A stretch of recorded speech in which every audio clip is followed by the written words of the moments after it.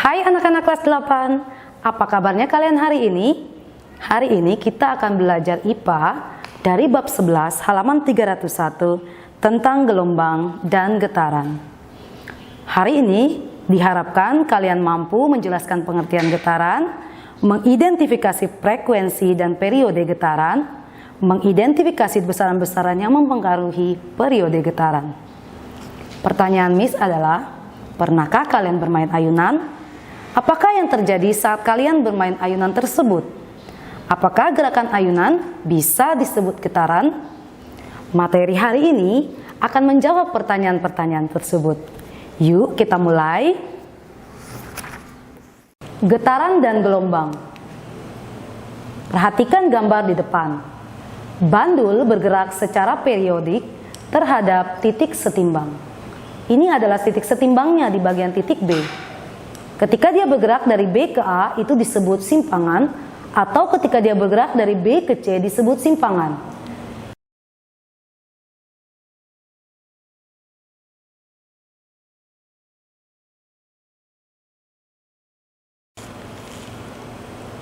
Gerak periodik terjadi ketika B ke C, C ke B, B ke A, dan A kembali ke B. Atau bisa juga A ke B, B ke C, C ke B, B ke A. Atau C ke B, B ke A ke B, B ke C. Gerak periodik terjadi apabila bergerak dari titik awalnya kembali ke titik awalnya melalui titik setimbang. Gerak yang lain adalah pada pegas. Pegas bergerak secara periodik naik turun. Di garis P adalah titik setimbang dari pegas. Ketika dia bergerak ke atas, dia di titik R, maka P ke R disebut simpangan. Dan ketika dia bergerak ke bawah, P ke Q disebut juga simpangan. Ini adalah titik setimbang, X sama dengan 0. Dia bisa bergerak ke depan, di mana X-nya jaraknya lebih kecil daripada titik setimbangnya, atau dia bisa bergerak lebih besar daripada titik kesetimbangan.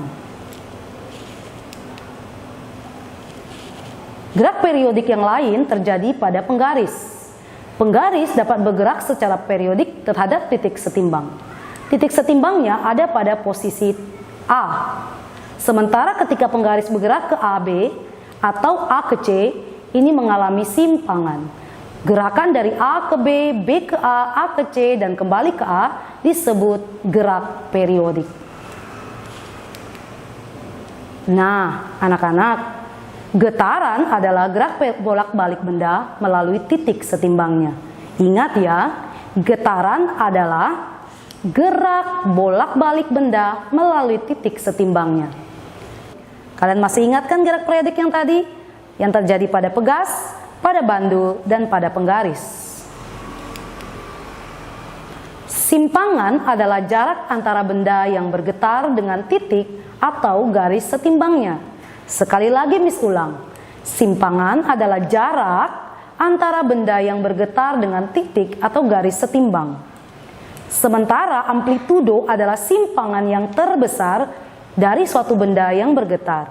Ingat, simpangan terbesar disebut amplitudo. Untuk menghitung frekuensi dan periode, kita bisa menghitungnya dengan rumus F sama dengan N per T. Atau pada hitungan periode sama dengan T per N. Di mana F adalah frekuensi, yaitu banyaknya atau jumlah getaran yang terjadi dalam 1 detik atau 1 sekon. Sementara periode adalah waktu yang dibutuhkan untuk melakukan 1 getaran. Kita bisa melakukan percobaan getaran pada bandul dan pegas. Akan kita lakukan praktikum dan mengisi LKS. Miss sangat rindu untuk kalian bisa praktek bersama dengan Miss ketika kalian masuk nanti tentunya. Tadi Miss sampaikan, getaran adalah gerakan bolak-balik di titik kesetimbangan. Nah, kalau getaran tersebut merambat, bergerak, atau berjalan, dia disebut gelombang. Jadi, getaran berbeda dengan gelombang dan gelombang berbeda dengan getaran. Sebab getaran hanya bergerak secara periodik, sementara gelombang tidak hanya bergerak secara periodik, tapi dia berjalan membawa energi.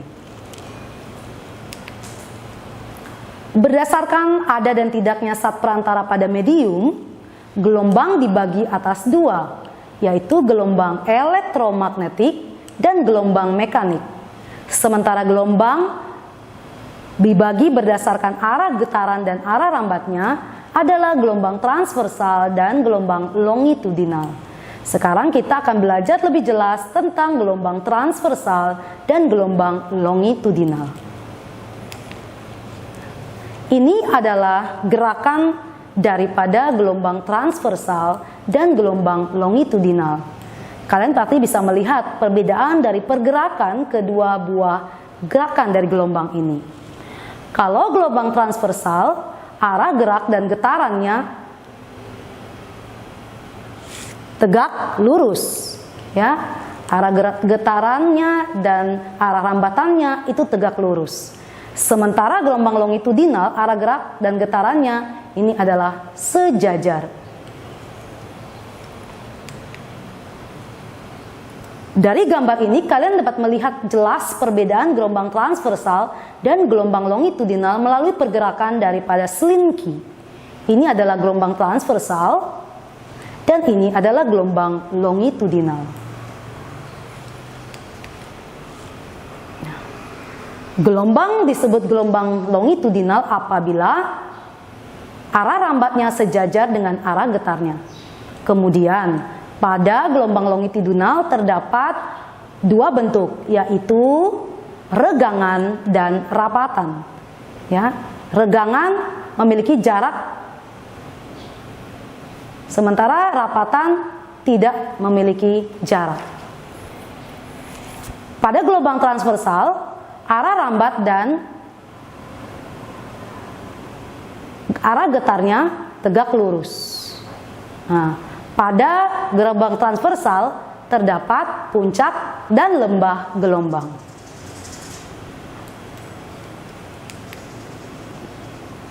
Mari kita lihat. Daerah A, B, C disebut bukit gelombang. C, D, E disebut lembah gelombang.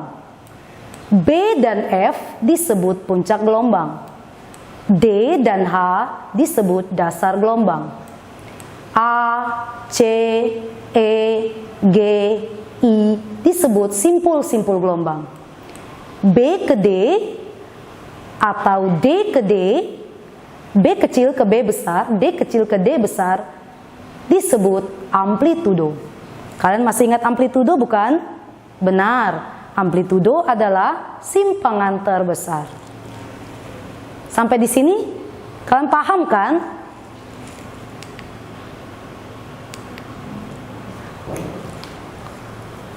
Ketika gelombang bergerak, akan terjadi satu panjang gelombang. Nah, untuk gelombang transversal, satu bukit, satu lembah disebut satu lambda atau satu panjang gelombang. Atau juga jarak antara satu puncak gelombang ke puncak gelombang yang lain. Atau satu dasar gelombang ke dasar gelombang yang lain. Coba perhatikan. A ke B, ke C, ke D, ke E disebut satu lambda atau satu panjang gelombang. Atau bisa juga dari B ke C, C ke D, D ke E ke F disebut satu panjang gelombang. Atau D ke E ke F ke G, G ke H disebut satu panjang gelombang atau satu lambda. Untuk gelombang longitudinal, satu gelombang adalah jarak antara satu rapatan dan satu regangan. Jadi satu rapatan dan satu regangan ini disebut dengan satu lambda atau satu panjang gelombang. Sementara kalau rapatan saja atau regangan saja disebut setengah lambda. Untuk mencari cepat rambat gelombang, kita bisa mencarinya dengan rumus V sama dengan S per T. V adalah cepat rambat gelombang, S adalah jarak, T adalah waktu. Kemudian dengan rumus panjang gelombang sama dengan cepat lambat gelombang dibagi dengan frekuensi. Atau cepat lambat gelombang sama dengan cepat lambat gelombang dikali periode. Ini tergantung soal yang akan kalian hadapi. Kalau dicari cepat lambat gelombang dan diketahui adalah frekuensi, maka kalian akan menggunakan rumus ini. Tapi kalau kalian mencari panjang gelombang yang diketahui adalah periode, maka kalian harus menggunakan rumus ini. Ya. Nah, ini adalah contoh soal. Tentukanlah frekuensi dan periode dari sebuah gelombang bunyi jika panjang gelombang adalah 20 meter. Ingat, panjang gelombang 20 meter berarti lambda.